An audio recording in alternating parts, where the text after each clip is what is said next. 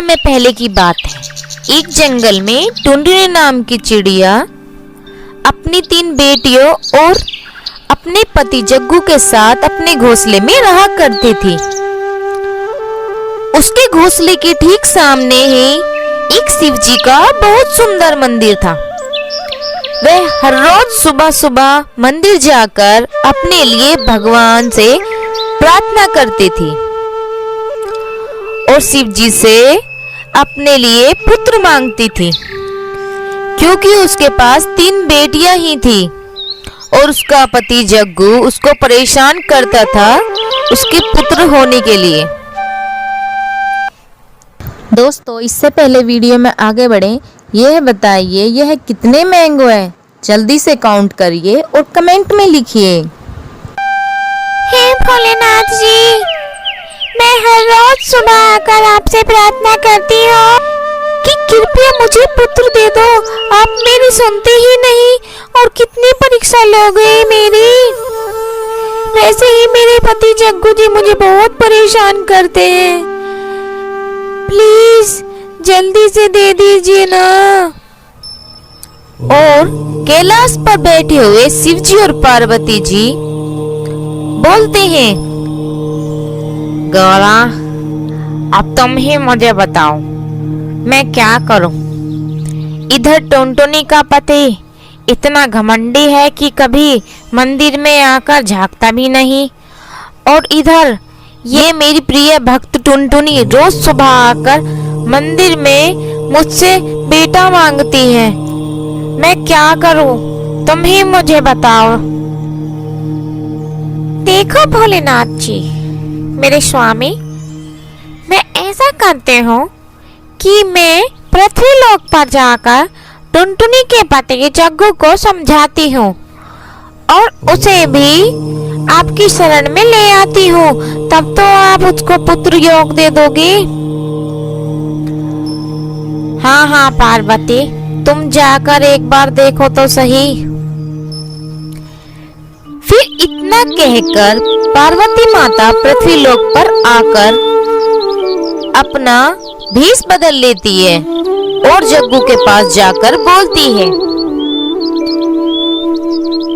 सुनो जग्गू, मुझे तुम्हारी सहायता चाहिए, तुम मेरी मदद करोगे क्या? और जग्गू जब ही बोलता है, अरे नहीं नहीं, मेरे पास इतना टाइम नहीं है और मुझे अपने घर जाना है। मेरे बच्चे राह देख रहे हैं मेरी, तुम किसी और से सहायता कर लो। और जग्गू पार्वती जी की बात बिना सुने ही घर चला जाता है। उधर कैलाश पर्वत पर शिव जी यह सब देख रहे थे। फिर पार्वती जी टुनटुनी के पास जाती है और बोलती है, अरे सुनो, क्या नाम है तुम्हारा? तुम मेरी सहायता करोगी? हाँ बिल्कुल, बताओ क्या सहायता करनी है तुम्हारी? फिर पार्वती जी टुनटुनी से बोलती हैं, जरा मुझे थोड़ा पानी लाकर दे दो, मुझे प्यास लगी है बहुत तेज। फिर टुनटुनी जाकर पानी लाती है और पार्वती जी को पानी दे देती है। अच्छा टुनटुनी, मैं तुम्हारे बारे में सब जानती हूँ कि तुम रोज मंदिर जाकर शिव जी से अपने लिए बेटा मांगती हो। मैं तुम्हें एक उपाय बताती हूँ, तुम वैसा ही करना तो तुम्हें जल्दी ही बेटा मिल जाएगा। हाँ हाँ, जल्दी बताओ, मैं सब कुछ करने के लिए तैयार हूँ। तो तुम सावन के महीने में सुबह जाकर शिव जी की सामने पूजा करना और सावन के सोमवार वाले सारे व्रत रखना। देखना तुम्हें जल्दी ही बेटा प्राप्त हो जाएगा। और पार्वती माता यह कहकर वहां से चली जाती हैं। फिर बेचारी टुनटुनी सावन के महीने में रोज मंदिर जाकर पूजा करती है और सावन के हर सोमवार को व्रत भी रखती है। और जैसे ही सावन का आखिरी सोमवार आता है तो टुनटुनी को पता चलता है कि वह तो माँ बनने वाली है। अब धीरे धीरे करके 9 महीने पूरे हो जाते हैं और टुनटुनी एक सुंदर से बेटे को जन्म देती है। हे भोलेनाथ, हे मेरे भोले बाबा जी, आखिरकार आपने मेरी सुन ही ली। ये सब आपका ही चमत्कार है कि आज मेरे घर में इतनी बड़ी खुशी आई है। अब तो मुझे दर्शन दे दो मेरे भोले बाबा जी। अब तो मुझे अपना एक बार दृश्य दिखा दीजिए। टुनटुनी के इतना कहते ही वहाँ भोले बाबा और पार्वती जी आ जाती हैं।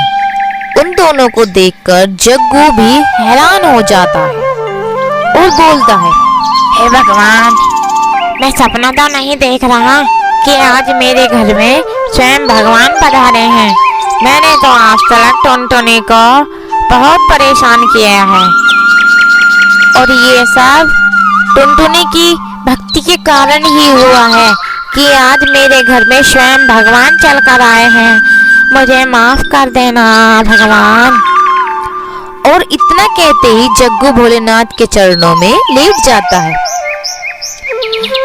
मुझे माफ कर देना भोलेनाथ, मैंने आज तक कभी मंदिर में जाकर झांका भी नहीं और तुमने फिर भी टुनटुनी को बेटा दे दिया। और भोलेनाथ जी बोलते हैं, उठो जग्गू, मैंने तुम्हें माफ किया और आज से तुम अपने परिवार में खुश रहो और टुनटुनी का भी ध्यान रखना। उसे कभी परेशान मत करना, ना ही उसे किसी चीज की कमी होने देना।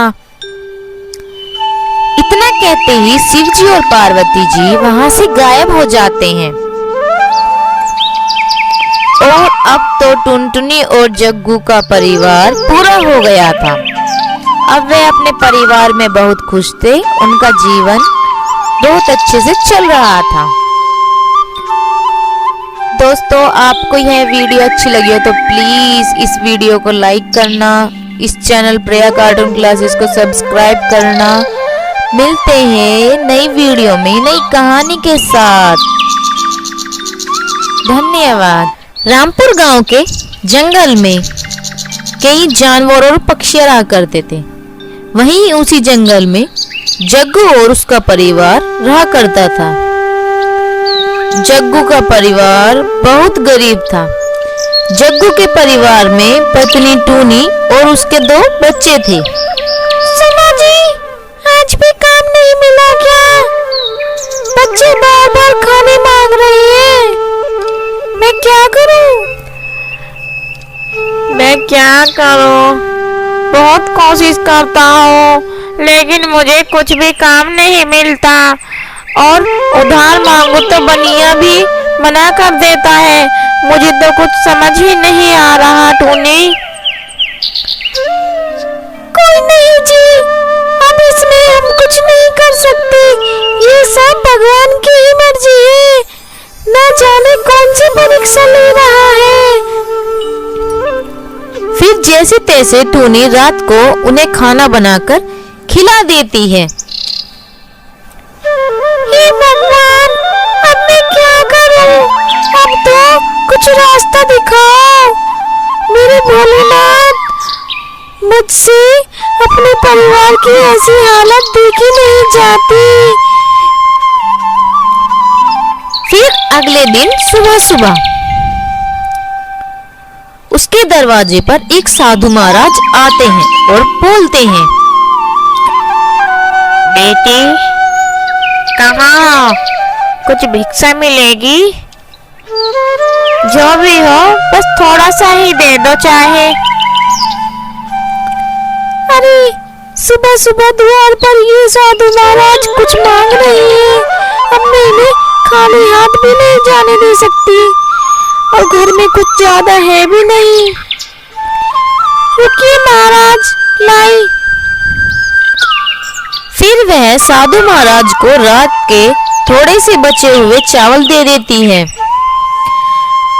महाराज, बस यही है मेरे पास और कुछ नहीं है देने के लिए और हमारे घर में खाने का दाना भी नहीं है। ये जो भी है आप इसे स्वीकार कर ले महाराज। अरे अरे कोई नहीं बेटी, भिक्षा में जो भी मिलता है बस उसे प्यार से दे दो, उसका तुम्हें जरूर फल मिलेगा। और मेरी बात ध्यान से सुनो, तुम्हारी सब तकलीफ दूर हो जाएंगी। तुम इस सावन के सोमवार के व्रत रखो और अपने पति से सावन में कांवड़ यात्रा के लिए बोलो। लेकिन महाराज हम तो बहुत गरीब हैं, हम इतनी दूर कैसे जाएंगे? हमारे पास तो पैसे भी नहीं है और उन्हें कहीं काम भी नहीं मिल रहा। अब ऐसे में वही कांवड़ यात्रा कैसे करेंगे? अरे बेटी सब होगा, तुम घबराओ मत, भोलेनाथ सबका साथ देते हैं, तुम्हारा भी जरूर देंगे। बस तुम्हारा पति इस कांवड़ यात्रा का जल शिवलिंग पर लाकर चढ़ा दे, देखना फिर तुम्हारा सारा दुख दूर हो जाएगा। भोलेनाथ सबकी मुरादें पूरी करते हैं, तू भी उनका नाम ले और करते दोनों काम। जय भोलेनाथ, जय शिव शंभू। फिर साधु महाराज वहां से चले जाते हैं और उनके जाने के थोड़ी देर बाद ही टूनी जग्गू से कांवड़ यात्रा के बारे में बोलती है। ठीक है टोनी, अगर कल कोई काम करके पैसे मिलते हैं तो मैं कांवड़ जल लेने हरिद्वार जरूर जाऊंगा टोनी, तुम चिंता मत करो, पर पहले पैसे तो आए हमारे पास। अगले दिन टूनी पहले सोमवार का व्रत भी रखती है और शिवजी के मंदिर में जाकर शिवजी की पूजा करती है और जग्गू भी काम की तलाश में निकल जाता है। तभी उसे रास्ते में कोई रोक लेता है। अरे भैया जरा एक काम कर दोगे क्या, जरा ये लकड़ियाँ इधर रख देना, मैं तुम्हें कुछ पैसे दे दूंगा इस काम की। फिर जग्गू उस व्यक्ति की सारी लकड़ियां गाड़ी में रख देता है। ये लो भैया तेरी मजदूरी, अब जा, तूने मेरा काम कर दिया। हे भगवान चलो सही हुआ, अब तो मैं कांवड़ लेकर हरिद्वार भी जाऊंगा और कुछ पैसे घर पर भी काम आ जाएंगे। अरे सुनो, क्या तुम कांवड़ लेने हरिद्वार जा रहे हो? जी साहब, मैं कल ही जा रहा हूँ हरिद्वार कांवड़ लेने। अच्छा सुनो, मेरा एक काम कर दोगे, ये कुछ और पैसे लो, गंगा मैया में मेरी तरफ से भी पूजा कर देना, ठीक है ना? कर ही देना जरूर। फिर जग्गू खुशी खुशी अपने घर चला जाता है। ये सब देखकर टूनी भी बहुत खुश हो जाती है और भगवान भोलेनाथ जी को धन्यवाद करती है। अगले दिन जग्गू कांवड़ यात्रा पर निकल जाता है और रास्ते में बहुत से कांवड़िया भी जा रहे थे और साथ ही में जय भोलेनाथ का नारा लगा रहे थे और जग्गू भी जय भोलेनाथ कहता रहता है। जय भोलेनाथ, जय शंभू, जय शिवजी महाराज, जय भोलेनाथ। और इस तरह भोलेनाथ का नाम लेकर वह हरिद्वार पहुंचकर गंगा जी की पूजा करता है। गंगा मैया की, जय भोलेनाथ की, ये उन साहब की तरफ से भी मेरी पूजा कर लेता हूँ। जग्गू कावड़ में गंगा जल भरकर अपने घर के लिए वापसी कर लेता है। जय भोलेनाथ, जय शिव शंकर, जय शिव शंभू। जग्गू नंगे पैर था, वह फिर भी चलता जा रहा था। फिर उसे रास्ते में एक बूढ़ा कौवा मिलता है। जग्गू उसकी सहायता करता है।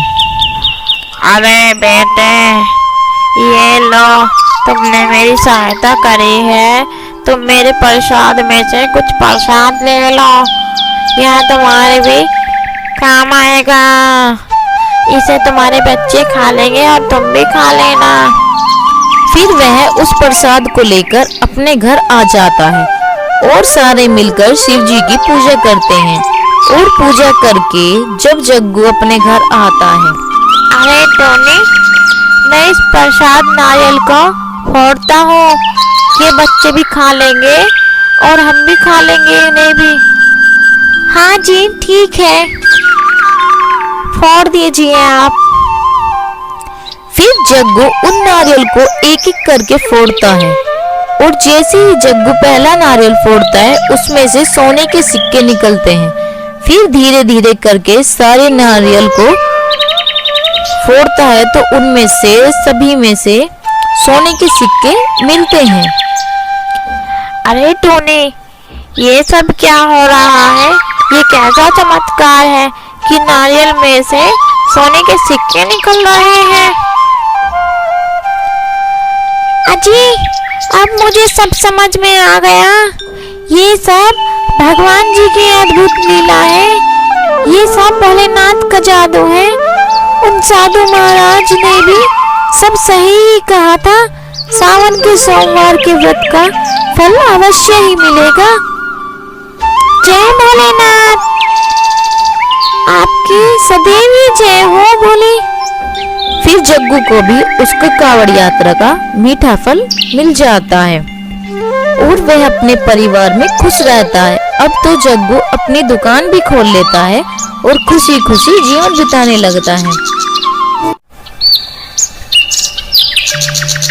बहुत समय पहले की बात है। एक जंगल में 3 चिड़िया एक साथ बैठी हुई थी। वह तीनों आपस में बातें कर रही थी। वह तीनों दोस्त थी। तभी अचानक वहां पर एक चूड़ी बेचने वाली आती है। चूड़ी वाली आई है, आपके गांव, आपके शहर, रंग बिरंगी चूड़ी वाली। अरे आइए तो सही, देखिए तो सही, बिल्कुल नई डिजाइन की है। एक बार आएंगे तो लेके ही जाएंगे। चूड़ी वाली आई है, आओ जल्दी ले जाओ, रंग बिरंगी। फ्रेंड्स, इससे पहले वीडियो में आगे बढ़े, यह बताइए यह कौन सा वेजिटेबल है? जल्दी से कमेंट में लिखिए और हमें बताइए कि आपने सही कहा है या गलत। अरे चलो रानो, पिंकी, चूड़ी लेते हैं। मुझे तो लगता है आज कुछ ज्यादा ही अच्छी चूड़ी लाई है चूड़ी वाली। चलो जल्दी लेते हैं, वैसे भी सावन आने वाला है। फिर वे तीनों चूड़ी वाली के पास आती हैं, लेकिन बेचारी रानो के पास पैसे नहीं थे तो वह उस कारण उदास थी। अरे क्या हुआ रानो, तू उदास क्यों है? मेरे पास चूड़ियों के लिए पैसे नहीं है। तुम दोनों ले लो, मैं नहीं लूंगी। ये कोई नई बात है क्या? तुम तो हमेशा यही कहती हो कि तुम्हारे पास पैसे नहीं है। तू तो हमेशा कंगाल ही रहती है। ये बात सुनकर रानो वहां से अपने घर चली जाती है और तभी उसकी माँ बोलती है, क्या हुआ मेरी बच्ची? किसी ने तुझे कुछ कहा है क्या? तू उदास क्यों है? बता तो जरा मुझे। मैं आज बाजार में चूड़ी बेचने वाली आई।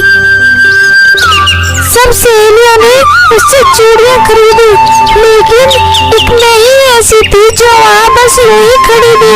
क्योंकि मेरे पास पैसे नहीं थे तो सब सहेलियों ने मेरा मिलकर बहुत मजाक उड़ाया। माँ, मुझे बहुत शर्म आई। इस वजह से मैं तभी वहाँ से घर आ गई। मेरे बच्चे, तुम उदास मत हो। तुम तो जानती ही हो हम कितने गरीब हैं। आज तेरे पापा जिंदा होते तो हमें ये दिन नहीं देखने पड़ते। आज लेकिन रानो, तू हमेशा एक बात याद रखना, कभी भी दूसरों को तेरी सहायता की जरूरत हो तो तू कर देना, किसी को मना मत करना। देखना फिर किसी दिन भगवान हमारे भी सुनेंगे। फिर रानो और उसकी माँ रात में सो जाती है। अगले दिन सुबह सुबह जब रानो जंगल में दाना लेने के लिए गई थी, तब उसे वहाँ एक बूढ़ा कबूतर मिलता है। वह बूढ़ा कबूतर लकड़ियों का बंडल उठा नहीं पा रहा था।